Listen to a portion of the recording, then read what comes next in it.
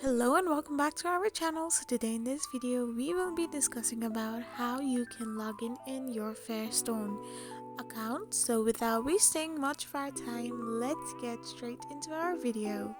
So first of all, to log in into your Fairstone account, all you need to do is open a web browser of your preference and type in the URL www.fairstone.ca. Once you do this, you will end up in the official website of Fairstone.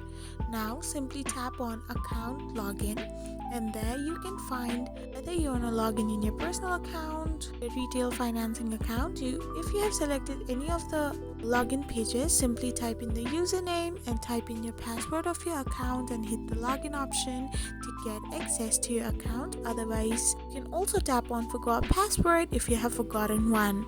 So this is how you get logged in into your Fairstone account. I hope you found this video helpful, so don't forget to hit that subscribe button and do give us a thumbs up.